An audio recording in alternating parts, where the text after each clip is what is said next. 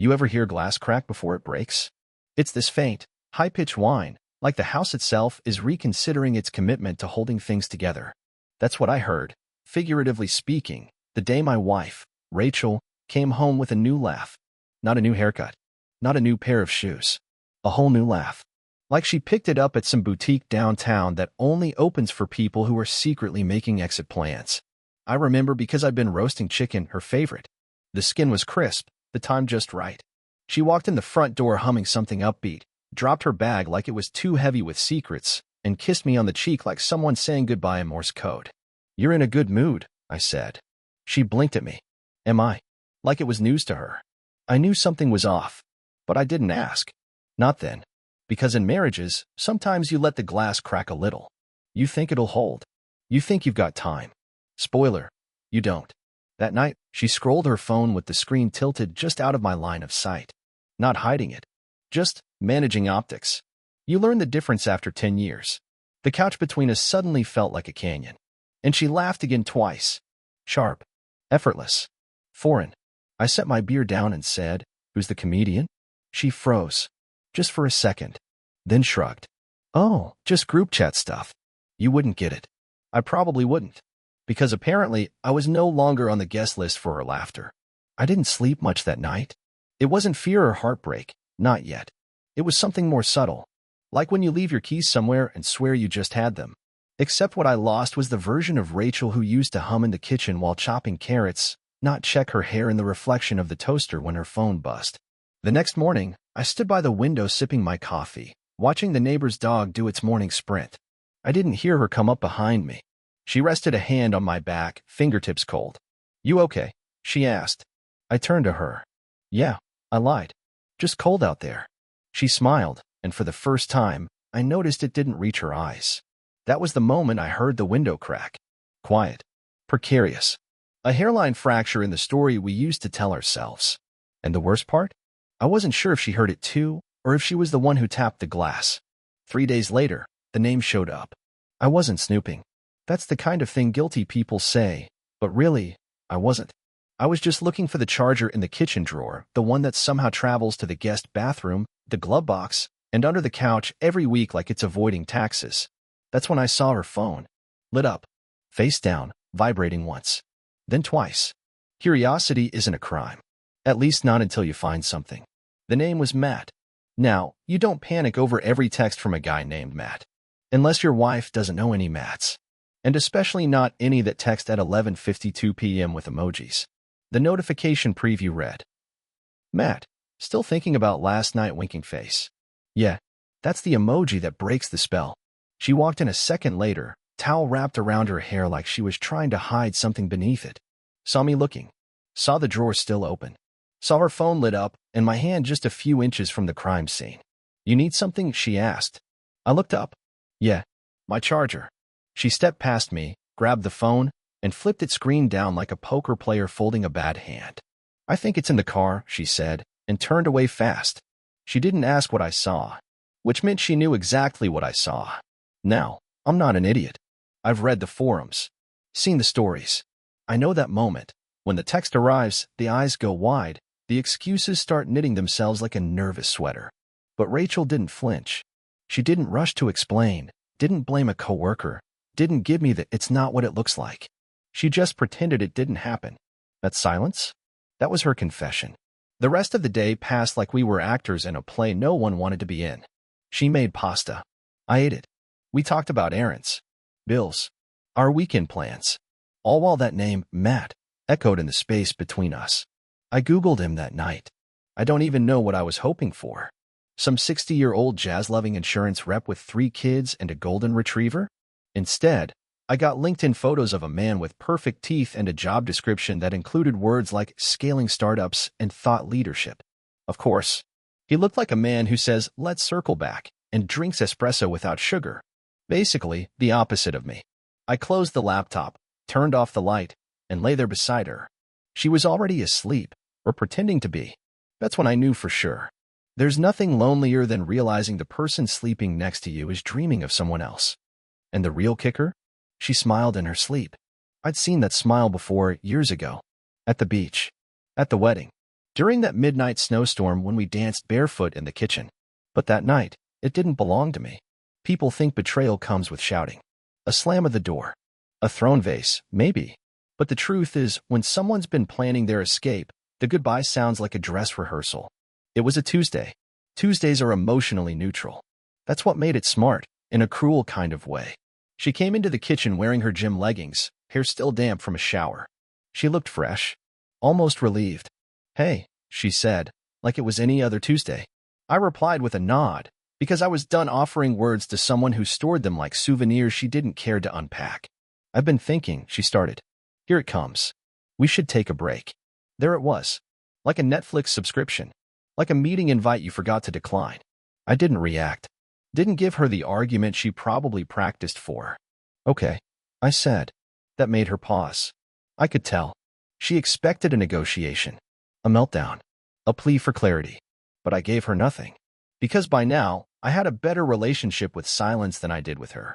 She shifted her weight. "I mean, I still love you. I'm just not happy. I need to figure things out." No one ever needs to figure things out alone unless they already have someone waiting in the wings. But I didn't say that. I just nodded again. She reached for her water bottle. Her hand trembled, barely. But it did. I watched her walk to the door. Paused like she'd forgotten something. Then turned back and said, "You're not mad." "Should I be?" "I don't know. I thought you'd yell or say something. I think we ran out of things to say a while ago." She bit her lip, like that hurt more than she wanted to admit. But she didn't deny it. "I'll stay at my sister's for a few days," she added, too casually. And that's when I knew. It wasn't her sister's place. It was Matt's.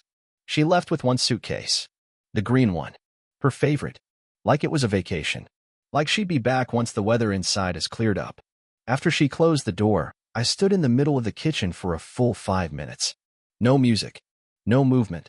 Just the ticking of the wall clock. It ticked in threes. Before, during, after. I didn't cry. Didn't pace. I just walked to the cabinet, pulled out the coffee mug she never washed properly, still stained from her peppermint tea, and threw it in the trash. That was my version of a scream. Rehearsed goodbyes deserve quiet endings. I always thought silence was peaceful. Turns out, silence left behind by someone you loved is the loudest thing in the room. 3 days after Rachel left, the house began to sound different. The hum of the fridge felt colder. The floorboards creaked at random times, like they were adjusting to a new weight distribution, life without her heels tapping from room to room. She didn't take much. A suitcase. Her yoga mat. That ceramic candle warmer she bought at a Christmas market.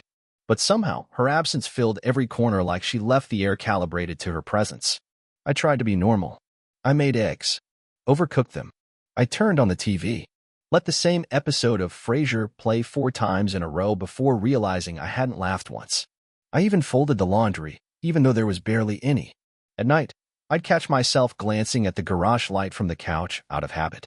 She used to get home around 6:45, headlights slicing through the front window like clockwork. Sometimes I'd greet her at the door. Sometimes we'd be too tired to talk, just sharing dinner in worn-out silence. But it was our silence. This new silence? It was judgmental. On the 4th night, I walked past the bedroom and saw something I hadn't noticed before. Her side of the bed was made. Mine wasn't. She'd made it before she left. That was deliberate. She wanted it to look tidy, not abandoned. Like she still cared. Or maybe she just didn't want me to feel completely alone. Or maybe, and this is the one that stayed with me, she wanted to make sure the next time she saw the bed, it still looked like hers. I slept on the couch after that. Day 5, I got the message. It wasn't dramatic.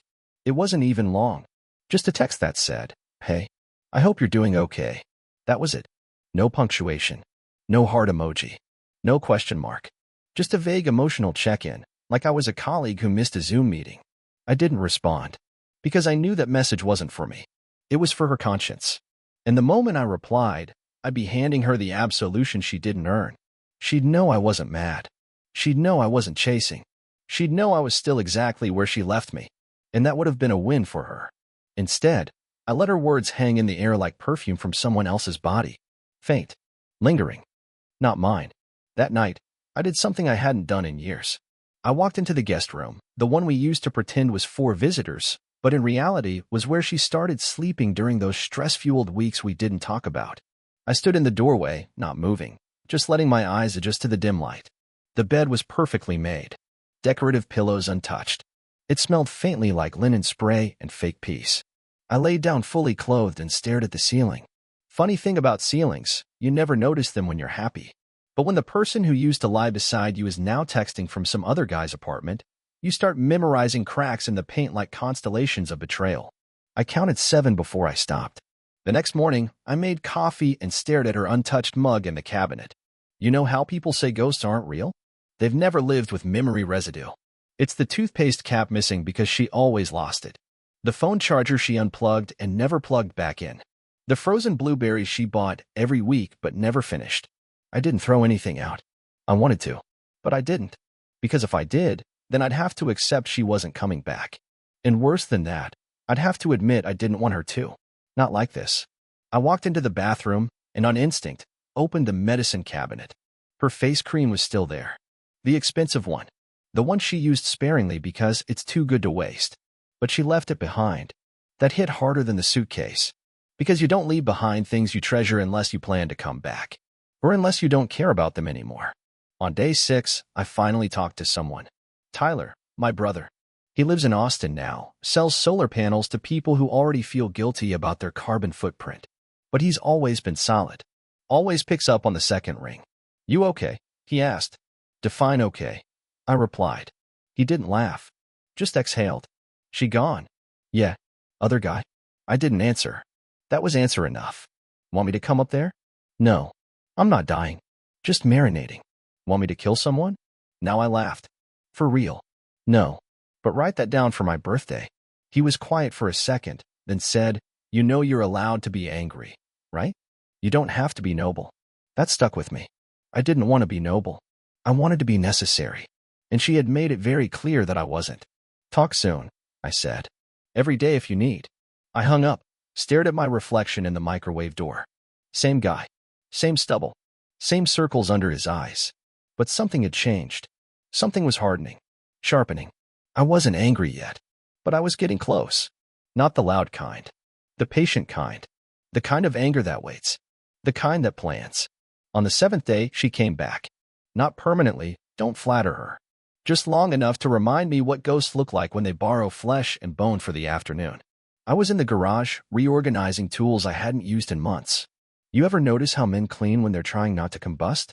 Give us a socket wrench and a grudge, and suddenly we're interior decorators with vengeance issues. The side door opened. Light footsteps. I didn't need to look. I could feel it. Her presence always carried the scent of lavender and unfinished conversations. Hey, she said softly, like we were in the middle of a slow song. I turned around. She had her hair tied back. The kind of ponytail that says, I'm not here for a fight. I'm here for control. I just came to grab a few things, she added, as darting around like the walls might eavesdrop. Front door still works, I said. No warmth. No cruelty. Just statement of fact. She gave a small, awkward chuckle. Didn't want to startle you. You didn't. She stepped into the laundry room. I didn't follow. I wasn't about to supervise someone who had already clocked out of the marriage and started benefits elsewhere. She came back a few minutes later with a duffel bag, one of mine, by the way, and a stack of mail. I meant to forward these, she said, holding up envelopes like a peace treaty written in junk offers and overdue catalogs. Matt not getting his coupons? I asked. She flinched. Just slightly. The kind of blink a liar gives when they're not used to being named. Who? She asked, poorly. I tilted my head. Don't insult both of us. Rachel set the mail down. It's not serious. Funny. That's not what his text said. That shut her up. For a moment, the only sound in the room was the gentle whir of the dryer. Ironic, considering neither of us had any clean laundry left to air out. I didn't come to fight, she whispered. Good. Because I'm not fighting for you anymore. She looked like she wanted to cry. Not because she missed me, because the version of me that used to beg for her attention was gone. And she didn't recognize this new one. The gloves had come off. And what she saw underneath wasn't the doormat she'd walked over. It was someone who had learned the terrain of betrayal and decided to start mining it for clarity. You don't understand, she said finally. I lost myself somewhere in all this. In us. I needed space. You took more than space, Rachel. You took respect and packed it in someone else's overnight bag. Her eyes filled, but the tears didn't fall. She was good at that. appearing broken just enough to escape accountability. Are you seeing anyone? She asked suddenly. I laughed. You cheat and then ask if I've moved on? That's rich. I just meant. Let me stop you there. You don't get to mean things anymore. You meant forever, once. Look how that turned out. Silence. Again. But this time, it wasn't passive. It was electric. You were always the stable one, she said. Predictable. Safe. That word again. Safe. You say that like it's a flaw. No, she said quickly. It's not. It's just, with him, I felt. Dangerous. She nodded. Congratulations, I said. You threw a marriage away for a mood. She put the bag down, suddenly too heavy. Her posture crumbled like a house made of apologies and half-baked self-discoveries. I think I made a mistake. You did. Do you think we could talk? We're doing that now. No, she said. I mean, really talk. Why? So you can tell me the affair wasn't emotional? That you thought of me while kissing him? That it was just one time that somehow turned into weekends and Pilates lies? I was unhappy. And I was blind. So now we're even. She stepped closer. One hand reached for mine. I let her almost touch it before stepping back. Don't, I said. I miss you. Then maybe you shouldn't have treated me like a placeholder. Please, Ella. No. That one word, simple and sharp, cut cleaner than any insult. She backed up like she'd touched fire. And in that moment, I realized something. She wasn't sorry she cheated. She was sorry she lost the version of me who would have forgiven her. And that guy? He was dead. Buried under weeks of silence, bad coffee, and that final text from Matt she didn't bother to delete. She grabbed her bag, turned to the door, and said, You've changed. Good, I replied. Then she left. And this time, the door didn't just close. It locked behind her. The thing about betrayal, it ages fast. Like bad milk. 1 week it's heartbreak. 2 weeks in, it's information. I stopped crying long before I ever started plotting. That's what surprised me. I thought I'd spiral. Rage. Beg. Maybe even send some long, emotionally wrinkled message at 2 a.m. Instead, I made a spreadsheet. See, grief isn't my thing. Data? That's my comfort zone. I opened a new folder on my desktop. Named it Firewood. Not Revenge. Too theatrical. Firewood sounded domestic. Safe. Like something a calm man keeps stacked and seasoned for winter. And what I was preparing for. That was a cold front. First file, screenshots. Texts. Photos. The timestamped message from Matt about how last night was perfect. The one where Rachel replied, You make me feel brand new. I tagged them all. Created subfolders. Labeled each one with clinical precision. My therapist once called that emotional compartmentalization. I called it sorting garbage. Second file, the finances. Turns out, Rachel had been withdrawing cash in increments. Small enough not to trigger alarms, big enough to build a getaway fund. I traced every ATM visit. Cross-referenced locations. One withdrawal happened 4 blocks from Matt's apartment. She said she was at yoga that day. Guess they were stretching the truth together. The third file, the one that made my fingers shake, was called Voices. Voice memos. One she left herself. Yep. She used a shared cloud account and didn't realize her phone auto-synced with my laptop. Most were grocery lists, reminders, workout goals. But one? It was a diary entry. From her car. She thought she was talking into the void. Just processing. But the void had good Wi-Fi. I don't think he sees me anymore, she said softly. I paused the recording. Got up. Walked 3 laps around the house. Then came back and hit play. Matt notices the little things, her voice continued. Like how I wear my hair. How I choose silence when I'm overwhelmed. Elbert just assumes I'm fine. That hurt. Not because it wasn't true. Because it was. I had stopped seeing her. Somewhere between job promotions and fixing the fence, I stopped checking in. I let routine carry us like a lazy river, thinking if we didn't rock the boat, it would float forever. But boats rot too. Especially if no one patches the leaks. Did it justify what she did? Absolutely not. But it explained it. And explanations, as any good analyst will tell you, are how you forecast the next move. So I started making mine. 3 days later, I called Matt. Yes, I had his number. Found it through a shared gym account she forgot to unlink. Hello. His voice was light. Annoyingly confident. The kind of guy who believes his teeth deserve their own spotlight. This is Elbert. A pause. Then, oh. I let the word hang there. Like bait. You know who I am, I said. I figured this might happen. Then let's skip the part where you pretend this is awkward for you. Silence. You and I continued, have something in common now. He cleared his throat. Look, man, I didn't mean to get caught. Don't worry. You won't. I'm not calling to threaten you. He relaxed. I could hear it. I'm calling to say thank you. Another pause. Confused. Sorry. What? You showed me who she really was. And who I was becoming. That's a gift. Okay. But just so we're clear, I added, voice level, if you ever call, text, or come near her while we're sorting this out legally, I'll burn your name through every employer in the city. I know where you work. I know where your mom works. I even know your landlord's email. You're bluffing. I emailed him the property tax record of his building while we were on the phone. Ping. He didn't speak for 10 seconds. Don't mess with quiet men, Matt. We're the ones who think in drafts.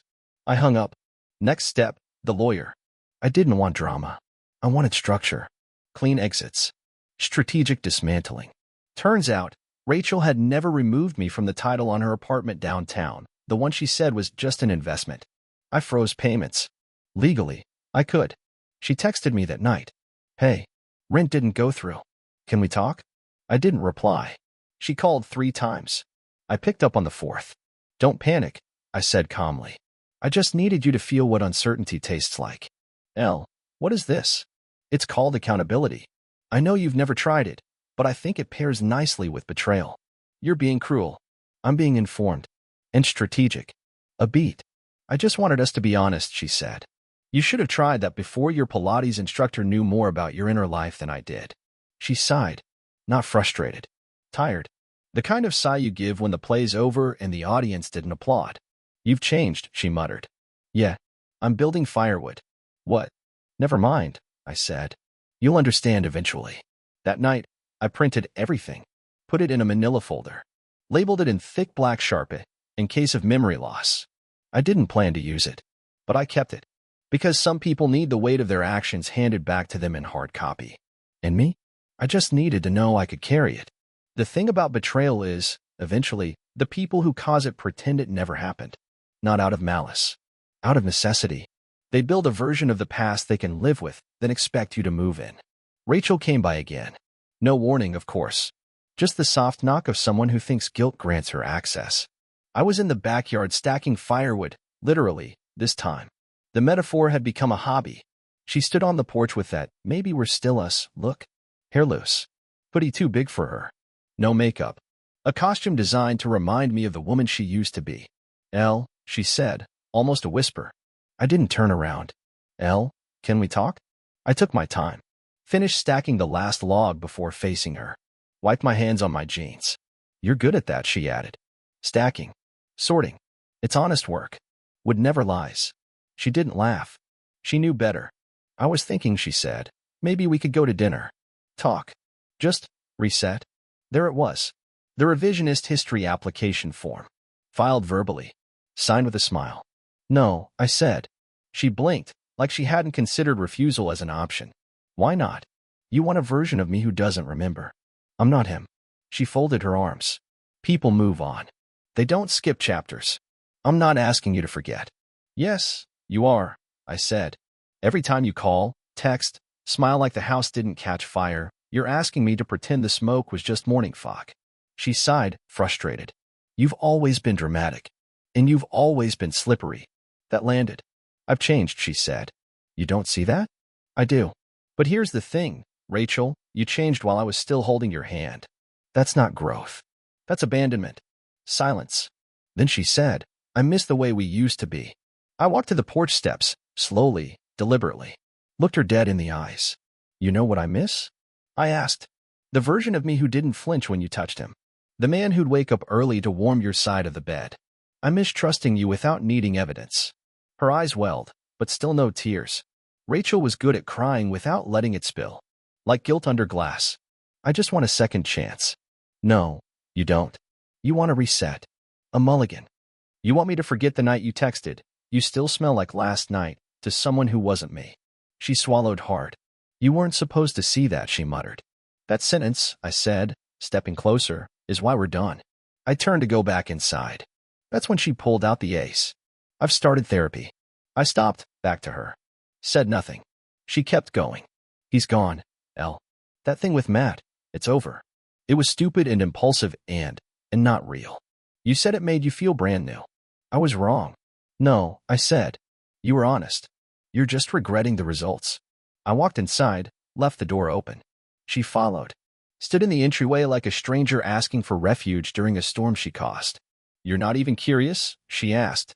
About what I've learned. What I've realized. I don't need a confession, I said. I build a file. She frowned. A file.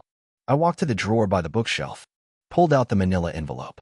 Slapped it gently on the table. Firewood, I said. She stepped closer, but didn't reach for it. You kept all this? I needed to remember. In case you ever forgot. She stared at it like it might bite. I didn't cheat to hurt you, she whispered. Of course not. You cheated to feel alive. Hurting me was just collateral. She exhaled. Long, heavy. The kind of breath that precedes a last attempt. Tell me what you need from me. I shook my head. You don't get to ask that. Why not? Because the moment I start listing things, I give you a map to manipulate me with. She sat down. Slowly. Like her legs couldn't carry the weight of accountability. Elle, I'm sorry. I believe you, I said. That made her look up. I believe you're sorry. Just not for what you did, for what it cost. She nodded, accepting it. Maybe for the first time. Then she looked at the envelope again. You going to keep that? She asked. I didn't answer. She stood, picked up her bag, walked to the door, then turned. You don't have to forgive me, she said. But I hope someday you'll remember more than just the worst parts of us. I nodded once. I do already. She looked relieved until I added, that's what makes this so painful. She didn't reply. Just opened the door and left. I walked over, locked it, then turned to the envelope, picked it up, and dropped it in the firewood bin. Not to burn it. Not yet. Just to remind myself, some stories only end when you stop rehearsing what could have been and start living with what actually was. The weather turned colder. Real cold. That type of still winter chill where the air itself feels like it's holding its breath. I was outside again, cutting wood. The firewood folder had become something literal now, chopped, stacked, honest labor. It's funny what gets you through things. Some people pray. Some people drink. Me? I split logs and stopped flinching when I heard her name. Rachel didn't come back. Not physically. Not through texts. No calls. She knew better now. But the world has a funny way of keeping memories on rotation. A Spotify playlist. A restaurant menu. A piece of mail still addressed to Mr. and Mrs. Like Your Life Forgot It Got Divorced. I started sleeping better. I ate what I wanted. Steak too rare. Beer with breakfast. Nobody to judge. Nobody to explain yourself to. But the house still had her scent, faint as it was. In the sheets. In the corners of closets. It was like she was fading slowly, molecule by molecule, but not all the way gone. I kept the envelope. Firewood, remember? But I hadn't burned it yet. Because some part of me still needed it. Not to hold on to her, but to hold on to me. The me who refused to be rewritten by someone else's regrets. It was late. Not dramatic late. Just after Jeopardy late. Doorbell rang. Once. Quiet, hesitant. Like whoever pressed it wasn't sure if they wanted it answered. I opened the door. Rachel stood there. She wasn't dressed up. No lipstick. Just jeans and that same navy hoodie from before. She looked smaller. Like someone who'd been walking against the wind for weeks. Can I come in? She asked. I didn't move. Just stepped aside. She entered slowly, like the walls might judge her. I won't stay long, she said. I had to see you. You've seen me. No, she said, eyes glassy. I mean really see you. I forgot how to do that. But I remember now. I didn't answer. Just watched her. I've been in therapy, she offered. I know that doesn't fix anything, but you're not here to fix anything, I said. She looked down. You're here because I stopped chasing. She nodded. No fight left in her. Just reality. I handed her the envelope. Open it. She hesitated. Then did. Inside, the texts, the emails, the screenshots, the receipts. Proof of the gap between who she was and who she pretended to be. Tears finally came. Slow. Quiet. I didn't know you had all this, she whispered. You didn't care enough to wonder. She looked up, voice shaking. I miss you, Elle. I miss the woman you were before you decided I was optional. She sobbed once, covered her mouth. I walked to the fireplace, opened the screen, lit a match, held the folder over the flame, and paused. What are you doing? She asked, voice brittle. Ending the story. I let it drop. It burned fast. She reached for me. I stepped back. You said you missed me, I said. She nodded.